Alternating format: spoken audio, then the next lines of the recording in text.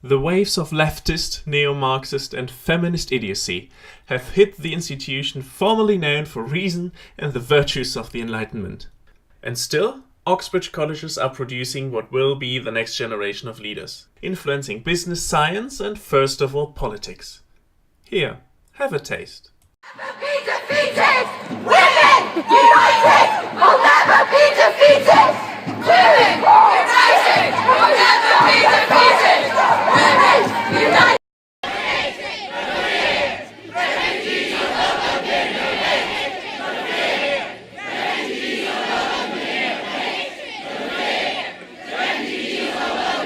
Those students you now think of as crazy people may at some point steer the country and thereby affect your life. This series of videos is created to give an insight on what's really going on at one of the world's leading universities, straight from the belly of the beast. How we deal with these ideologues will be of vital importance for the future of the country and Europe as a whole.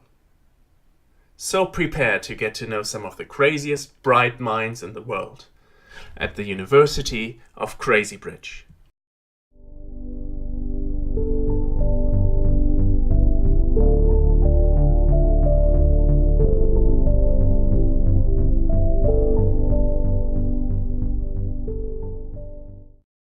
So, this series will kick off right away with a very urgent and troubling topic.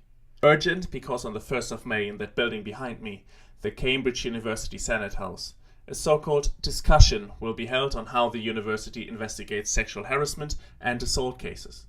More precisely, on how they judge whether someone is guilty or not. The Senate House discussions are an important part of the university's decision-making process and provide a forum in which members of the university may comment on reports and motions. So, what is it all about? The university judges cases of sexual assault, and we will come to the point why a university does that in the first place later. Important for now is that it does, and it follows its own university disciplinary procedure and a set of rules of procedure. The most important is this one. The tribunal shall not find a charge proved unless they are satisfied it has been proved beyond reasonable doubt.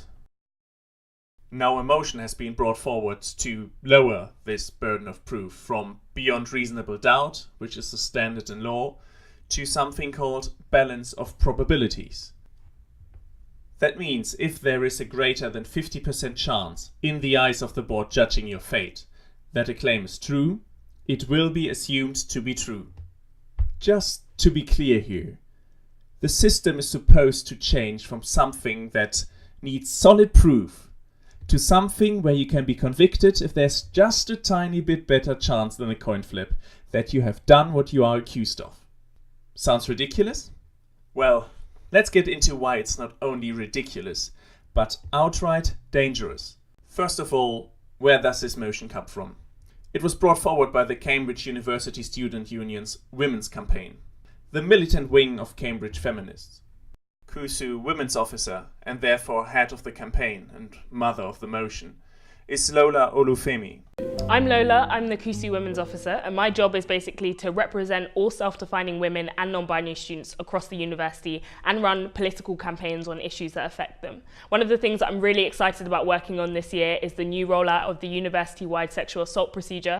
What she means with the new sexual assault procedure is the Breaking the Silence campaign initiated by the university.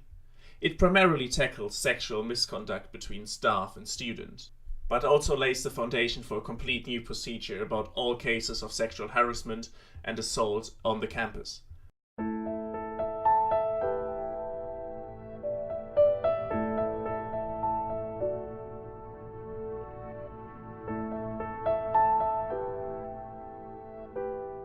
Cambridge prides itself on being a leader. Academically, in terms of research, education, it has to be a social leader as well. No doubt the Vice-Chancellor says that with the best intentions. The university should be a social leader.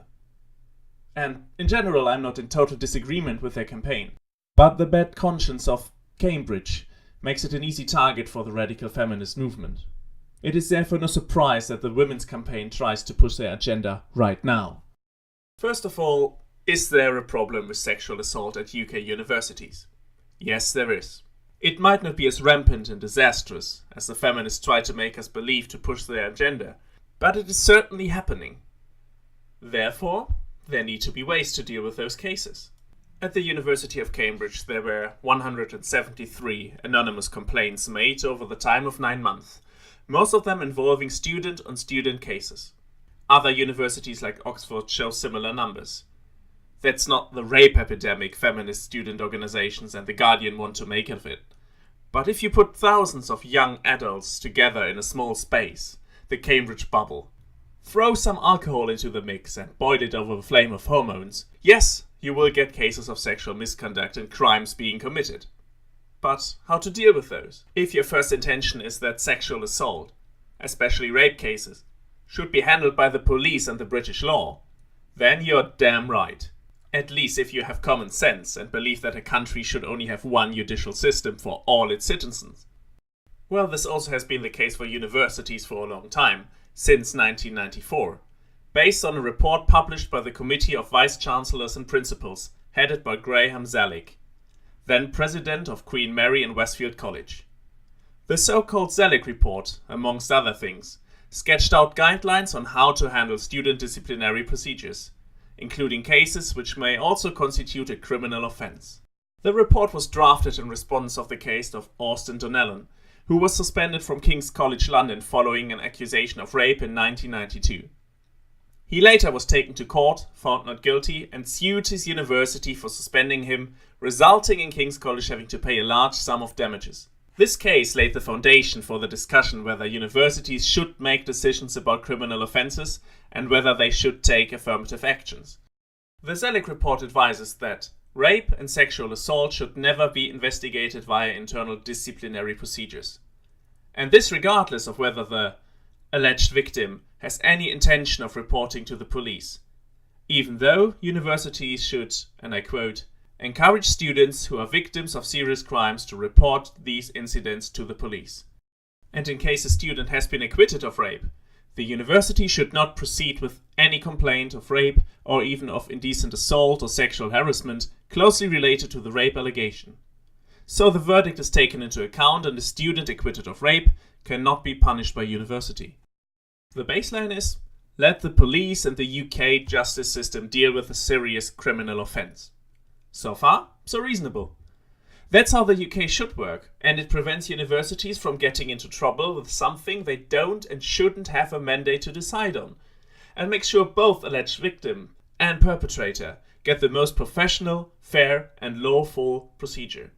But everything changed when the social justice attacked. The first nail to the coffin of the Zellick report and the separation of university and state was the Equality Act from 2010, urging universities to, among other things, eliminate discrimination, harassment and victimization, advance equality of opportunity and foster good relations. But season those fluffy, imprecise and nicely hijackable words with some spicy statistics like that low numbers of reports made to the police, or women dropping their courses and so on. You get a new report, unironically called Changing the Culture, published in November 2016. Not only is the subtitle clear about what should be the main focus of university disciplinary procedures, rather than a fair and objective investigation, this report is full of telling phrases.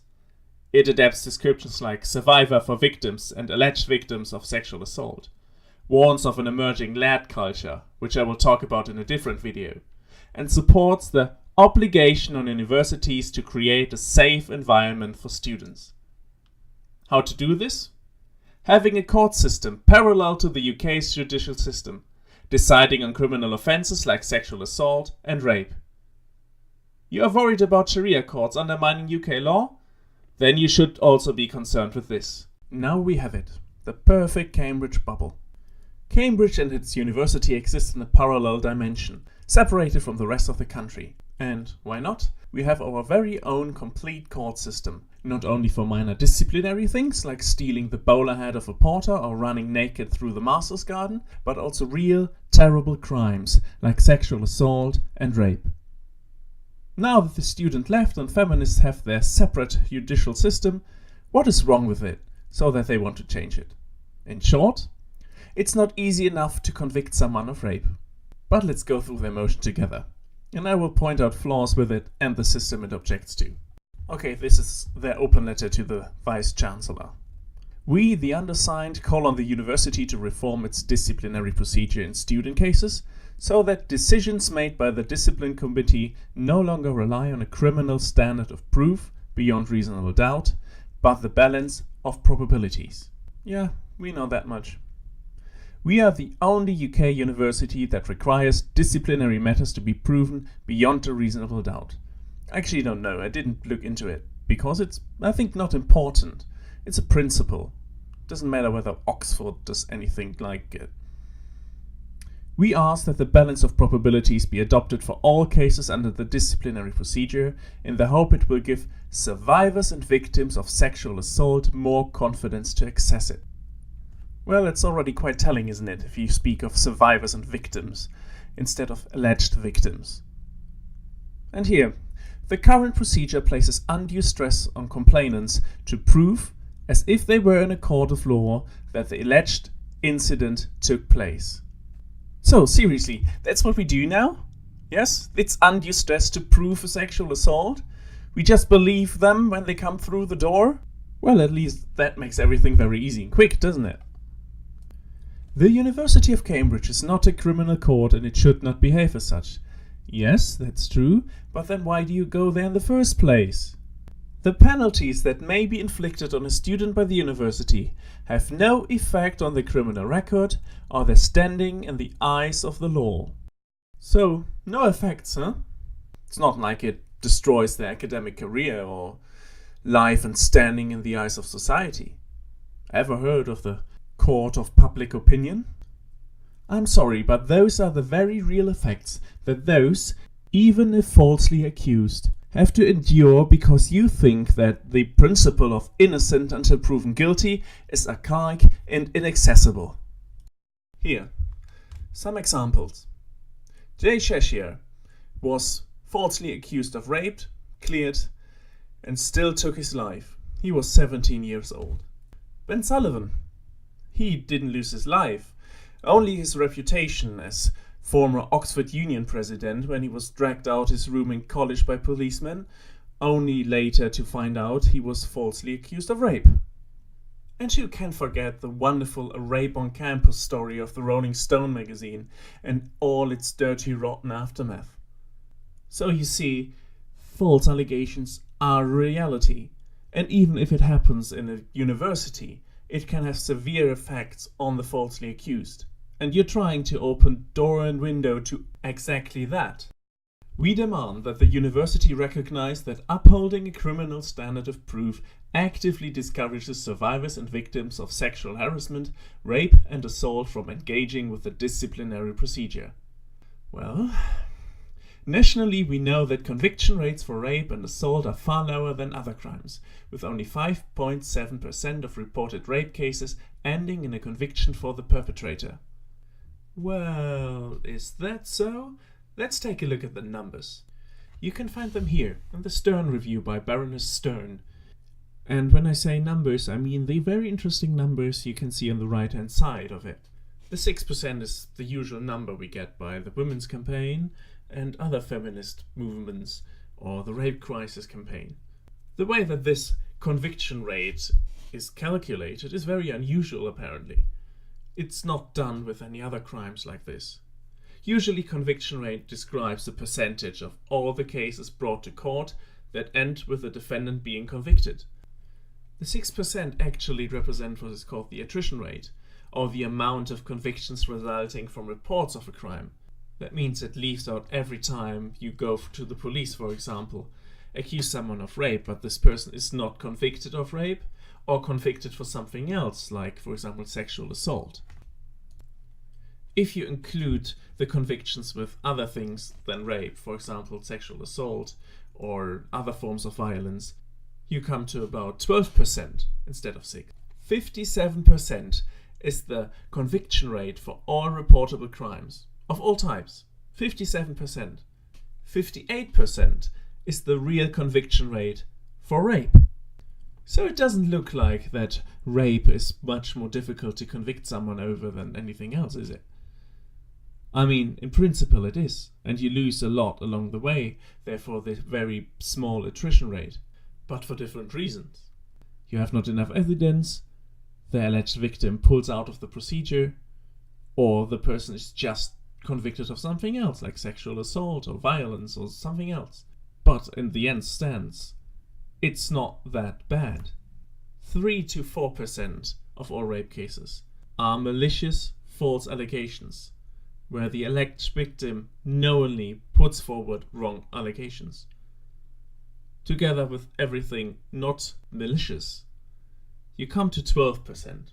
So 12% out of all rape allegations are false, either malicious or not. So, what's the bottom line here? The rhetoric of rape apparently is full of myths. And alleged victims perceive the system as being fixed against them, designed against them. Not because it is, because apparently it isn't. No, it's a myth of the rape culture doing it. You perceive a system as designed against you, so you don't go into it. And because you don't go into it, the feminist movement can say, oh my god, the system is fixed. But it's not. You're simply bastardizing the system. That's it. It would be far more important to give real, reliable numbers for conviction rates, and not just following the narrative trying to convince people of a rape culture and inflating a rape crisis. That would actually help the victims, showing them that the system works, and it works in a fair way. So you're saying that by requiring cases to be proven beyond reasonable doubt, the university is implying that there's unlikely to be consequences for perpetrators is simply wrong. And yes, you should go to the police. But even the police, as you state correctly, failed sometimes, not routinely, to investigate cases, or better, to find the truth in them. How can you expect the university to do it? Okay, here's the thing. What you don't want to consider in your dream world. Rape, in general, is difficult to prove. First, you have to prove that the intercourse actually happened. And second, that it happened without consent. Okay, physical evidence of rape is short-lived. If you want any reasonable odds to finding any evidence at all, then time is of the essence. You need to examine both the victim, the location, and ideally also the perpetrator. And you need to do this before a lot of time passed. And it needs to be done in a professional, thorough, and reliable way, so that the evidence gathered will be sufficient in court. And this should be done by the police, and can only be done by the police. The university has no right to do any of those things. They don't have access to any medical procedures. They don't have access to the locations in many cases. And they just can't investigate in the same way the police could. So any university tribunal has, by definition, a very hard job to prove anything other than from hearsay. But what they have so far is the reliability of their burden of proof. If they cannot prove something beyond reasonable doubt, then they simply can't convict the alleged perpetrator. It's easy.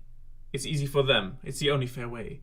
If you come now and lower the burden of proof, then you put them into big trouble, because now everything becomes subjective. They are forced to make a decision now, even though they might have a reasonable doubt, if they think the alleged perpetrator is more likely to have done it than not. They have to convict this person. And we just saw that 3 to 4%, up to 12% of all rape allegations are false, maliciously or not. So out of the, for example, 173 complaints the university got, a minimum of 5 or 6 cases, just by statistics, will be false.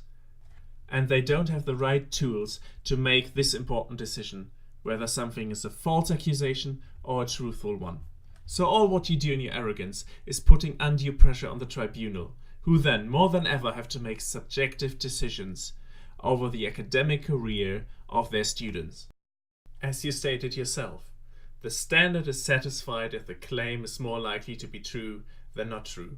In other words, if there's a greater than 50% chance that the claim is true, it has to be true. And even though the university does not and cannot impose criminal sanctions, they can do everything from sanction the students in a way that he's not allowed to be close to the alleged victim anymore, to ending his academic career. And all what you're doing is making this very important and crucial decision over the future and the fate of a young man or woman, the subject of a simple coin flip. And if that is not threatening a fair hearing, then I don't know what is. On the contrary, it's highly unfair. As the Women Campaign states on their own Facebook page, the Women's Campaign has a policy of believing survivors of rape. Any comments denying survivors' experiences will be deleted.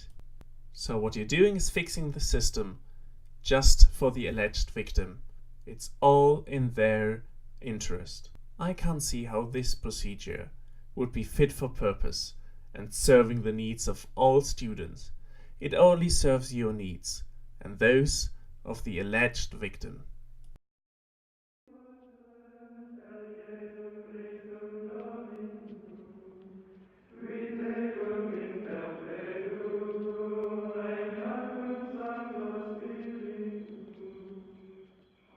The feminists want to see the alleged rapist, mostly men, being roasted over the fire.